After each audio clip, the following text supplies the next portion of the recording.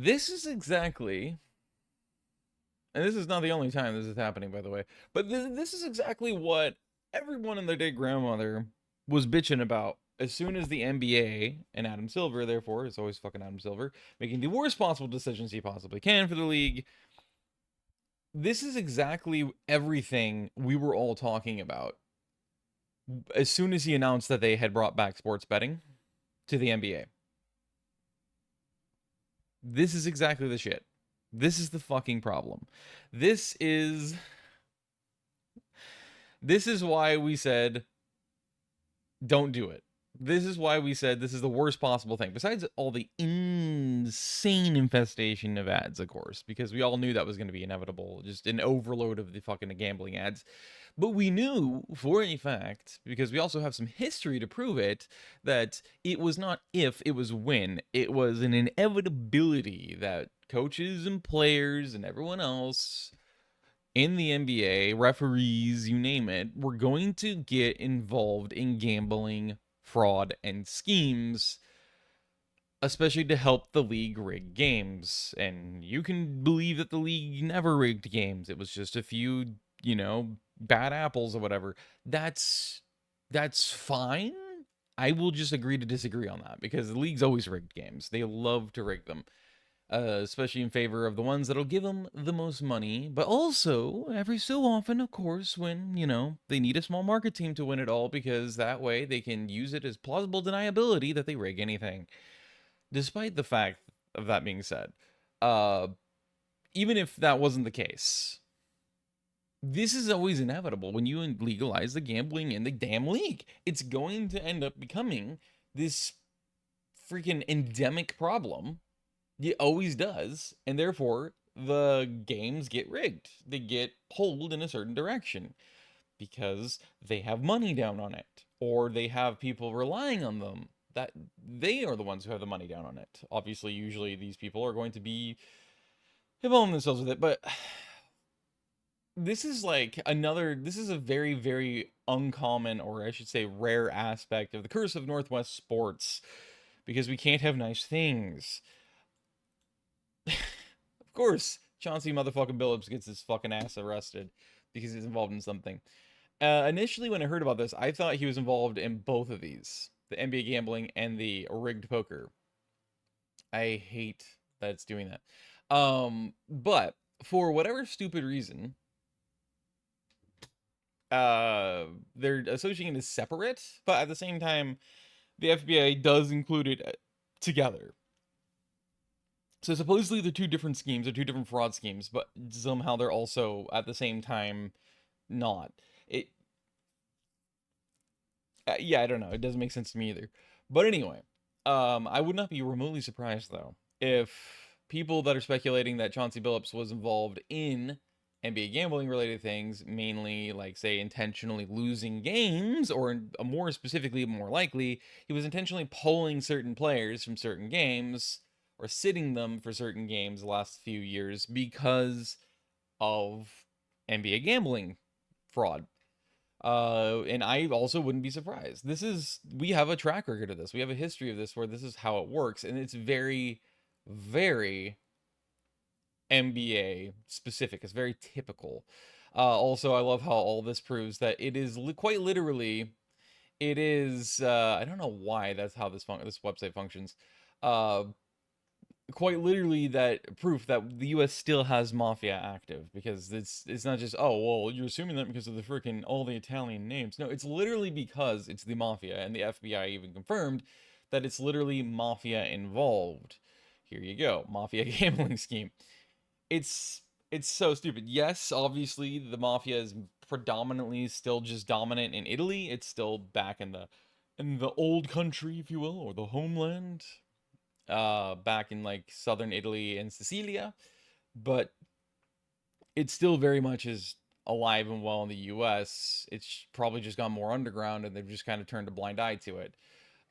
Plus, it probably got pretty small for a while, but likelihood is they're starting to slowly make their comeback, and this is kind of a proof of that, I feel.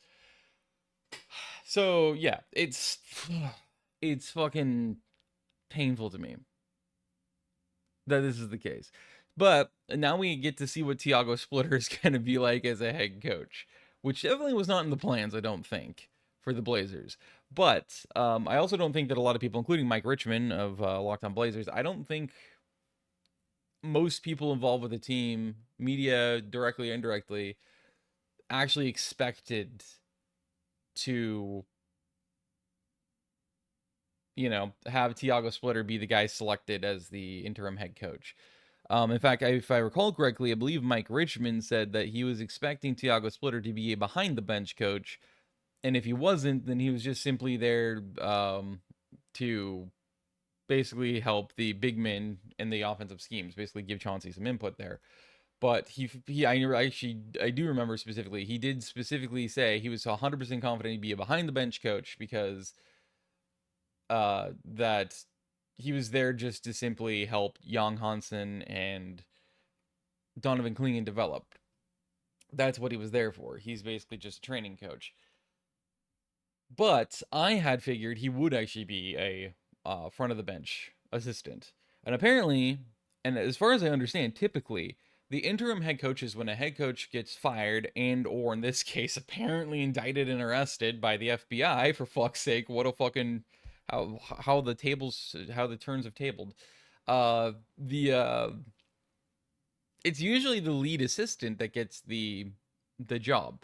So I'm assuming that means that Tiago is in fact the lead assistant. I think most people figured it would be Patrick St. John, I think is what it was, but it clearly must be Tiago Splitter, I'm assuming. It'd be interesting if they hired somebody who was not actually the lead assistant, though. But I would actually be happy with him being the interim because I think that Tiago Splitter will be a very interesting guy to watch be a head coach. I think he actually might be genuinely pretty good at it. Hopefully he will be, but we'll find out. But it's just the worst possible time, especially for a team that's been in limbo like us, to end up having this happen, especially with how much chemistry him and the guys on the roster had, how much they respect each other, how much they liked each other, and now this happens. I mean, it's fucking brutal, dude. And I hate it. I hate it, but it's such a fucking Blazers fucking thing to have happen. It is so Portland Trailblazers. It's so fucking Portland fail tasers. I swear to God. I both, again, may I reiterate, why do I love this team as much as I fucking hate it? It's like you have to be a masochist to be a Blazers fan. You really do. We can't have nice things. Not just in the Northwest Sports. We can't have nice things in the Blazers specifically, it seems like. We're just not allowed to enjoy ourselves or have a good team or any of that shit. And I hate everything. Anyway, just wanted to talk about it, even though everyone else is going to talk about it too. There you go. Tiago Splitter. Who is Tiago Splitter? Jesus Christ. He didn't retire that long ago, people, from the Spurs. Get out. He's Brazilian as well. Yes, I know that. That's interesting that they're like, who is? You'd have to be like 12 or 14 to potentially not realize who the hell Tiago is. Good God. Yeah, anyway. I'm gonna shut the fuck up now. I just wanted to talk about it, even though everyone else is gonna be too, but in this case, as somebody from semi-Blazers semi-Blazers perspective, if I could fucking speak words and articulate. Yeah. So welcome to the world of Blazers. This is pretty much how this works. And actually, honestly, when my brother told me about this, I thought it was fucking fake. I really did. I thought it was completely and utterly fake. And as it turns out, no, it's not. It's very real. Because this is like very in the lines of all the DeAndre Ayton slander, like good-hearted slander we always had, because we had a tradition while I was here of making up some bullshit about DeAndre Ayton, which is why in these videos that I rarely make on sports, or in this case, Blazers or NBA, I always a lot of times you'll hear me mention the Menace of the Outback, which is full name Menace of the Outback Steakhouse. It's a part of the weird world and universe we created for DeAndre Ayton, because he is the Menace of the Outback. Anyway, I'm going to shut the fuck up. And there you go.